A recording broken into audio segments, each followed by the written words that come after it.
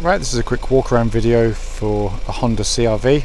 This is the 2.2 EX diesel, new shape one, finished in passion red, but also fitted with some lovely options. These aren't the standard Honda alloys, they're obviously it must be from the options catalogue, I'm guessing. Side steps, urban pack, which I believe incorporates the rear spoiler and the front and rear bumper garnishes that you can see. The car looks absolutely fantastic, it really does. Garnish, you can see just under there, all the lights and lenses on the front here exactly as they should be. There's no cracks, condensation in those at all. Bonnet's very clean. I apologise, it's literally just rained and I've tried to dry it off as best I can, but there's hardly a stone chip of any note on there, in all honesty. Really fabulous looking car, it really is. This colour suits it so well. Near side of the vehicle, very smooth and crisp in the panel work. Can't see any indentations at all on there. Front wing very clean, and then front alloy very nice condition. And the panel works. Also got these door protector mouldings fitted as well, which are colour coded. The whole thing is a really lovely look about it. Rear alloy again in absolutely super condition. One of my favourite angles for these CR-Vs is this one here. It's a really good looking car. The rear bumper, you can see there the silver garnishes fitted into the back of these, and the high level rear spoiler. It's done nicely, stylishly. It's not sort of garish in any way, shape or form, but it's all in really lovely condition. And then offside of the vehicle again, absolutely no indentations, and in really crisp condition. Alloy on the side, so the wind's just picking up so you can still hear me. Very clean and tidy, and the remainder of the panel work, with the exception of there is going to be the odd tiny little stone chip here and there, but there's hardly anything on it. It's very clean indeed. And then the final alloy wheel, really nice again. It's just, this is the only one, it's just got a tiny bit of curbing just on the outside edge. It's very light, but it is there, and we try and be as honest as we can on these things about what's on the car. But it's a fabulous looking car, and it's in very nice condition. Let's come into the boot area of the car. All being kept in very good condition again. The whole of the interior, as with the exterior, is in really good condition. All the plastics, which again can be sort of scratched and marked if people aren't careful, but this has been kept beautifully by whoever's owned it previously. Tonneau cover's intact, and as you can see there, you've got the 60/40 fold on the rear seats. Seats fold down in one action, just literally pull the lever there and the seats flip and fold away, and exactly the same on the near side there as well. Sorry, I nearly forgot to show you, obviously electric tailgate on the car, just to show you it working, which it clearly does, and exactly as it's intended to. So just coming to the back now. Offside rear door card, looks absolutely as new.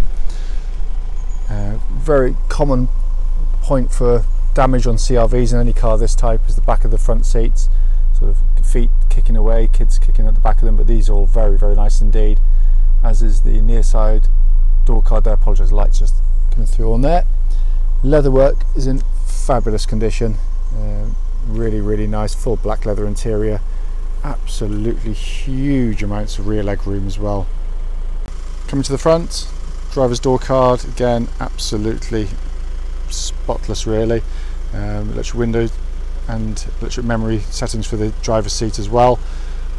Carpeted areas, full set of original Honda mats, and sill area all very clean and tidy. Driver's seat is in fantastic condition, hardly anywhere of any note in it at all. And just come across here to the passenger seat, which is in equally good condition, as you would expect, clearly. And then just quickly look up here, sorry for the shaky camera.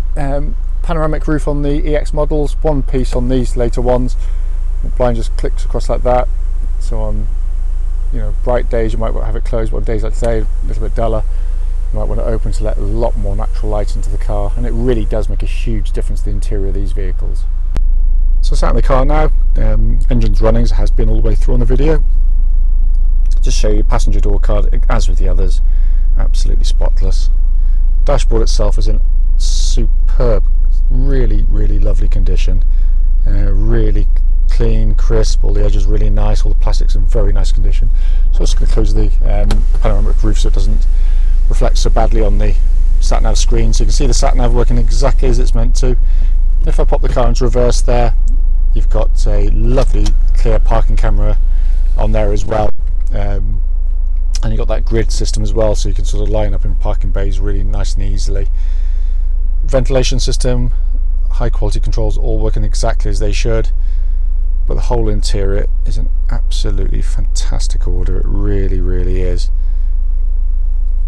Just come across the main dashboard of the car and just go in there a little bit closer for you. You can see there 53,571 miles, and obviously engine's running. There's no warning lights in the car at all.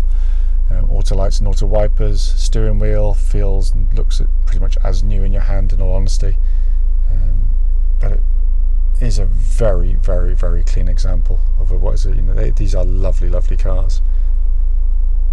Just to quickly show you, very importantly, we've got the full owner's manual pack that incorporates the car and the navigation system of the car, and very importantly, the lock and wheel nut key is here and present with the car. What will follow this video will be a road test of this very car. Right then, this is just a quick road test video, and this is for a Honda CR-V 2.2 EX diesel. This one's registered SC62KHL, one of the new shape ones. Mileage at the start of the road test, 53,565 miles. The reason we do the road tests, as I say in all of them, is very simple indeed. The internet has made it much easier to search for the cars you really want to buy, especially ones with extra bits on it like this one here, and people are willing to travel a lot further to go and see them. But it's also the potential to have your time wasted if you aren't told about a fundamental fault or problem with the car is there, and we've been on receiving end, so that's why we do it. So the video is really just to give you a brief background to the car, show you how it drives, but also to relay back on any issues there may be with the car, and I do that. So starting with the car itself, engine of the vehicle starts absolutely instantly. It's push of a button on these cars because it's got keyless start and keyless entry. Settles to a very smooth, very even idle. It's a lovely unit in this car. It's very peppy. It's got loads of grunt to it.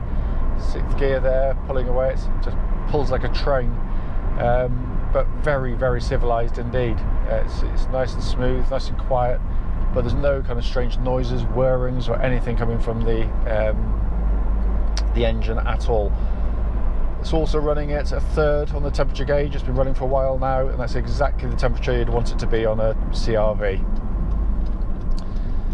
Engine then feeds through into clutch and into gearbox. Clutch on the car, very smooth in operation. Bite point is exactly where it wants to be. If I put my foot down hard, it grips beautifully on the clutch. It's very well modulated, very easy to use, and it's exactly as it should be. Gearbox on the car, 6-speed manual gearbox, very smooth shifting gearbox. Honda Synchromesh is absolutely second to none, but the quality of the gating, the linkage is all absolutely top class. You'd never believe it was a cable running it through into the gearbox. It's just so slick and easy to use. Fingertip, little bit of pressure on the springing, and you find every gear absolutely perfectly. But there's absolutely not an ounce of wear in it that I can feel at all in terms of the kind of the linkage on it. They are renowned for being incredibly durable as well, and this one feels as tight as a drum, as does the whole of the kind of powertrain, if you want to call it that. Driving now at the legal limit, 60 miles an hour on the main road. Car tracks absolutely bullet straight, no vibration coming back to the steering wheel at all of the car, so all in absolutely top order there. Just checking the cruise control function, that works perfectly as well. I've got quite a sharp corner coming up, so what I'm going to do is leave my braking a little bit later than normal, just to check the brakes on the car, just to see how they feel. But yeah, nice solid brake pedal, nose goes down nice and straight and true. There's no kind of vibrations coming back through the brake pedal either, which is really nice. So it suggests everything underneath is in good order. Having said that, the car's going to go through the workshops today, and it's going to have a new independent MOT placed on it as well. Sorry, excuse me, that's my alarm going off. The car's also nice and quiet on the move. Again, that suggests that all the door seals are in good order, nothing's been damaged or scagged, but whilst being driven. But it's they are genuinely very, very quiet cars indeed. Also, just looking around inside the car, they're a fantastically well-made car. The plastic quality is really good, but it's all in very, very nice condition. It's not been cleaned yet. It's going to go in to have a clean later today, but it's not going to need a huge amount. It's very, very clean and straight and tidy in here. But it's all finished really nicely. They've obviously taken certain sort of styling cues, I guess. Looking at the bit over the side there, that's kind of sort of classic BMW in terms of its sort of the silver trim and the graining on the plastics. But it's all nice, good quality stuff, beautifully put together as well. Sat-nav system working absolutely perfectly on the car, as is the air conditioning. It's pumping out lovely, nice cold air out of the system, so it shows there's plenty of charge in the air conditioning as well. What videos can't get across is just the quality of the switchgear. Every button you press has got a really lovely actuation to it. It's all, you just tell it's designed to last hundreds of thousands of miles, and they do. They're unbelievably well built cars. Main dashboard directly in front of me, it said all working exactly as it should. So just looking at the information centre, all pixelation's absolutely perfect as well. We've got auto lights, auto wipers. In fact, let me just check the wipers, because there's a bit of a pet hate of mine. I can't stand smeary wipers, but no, they're absolutely perfect in all honesty.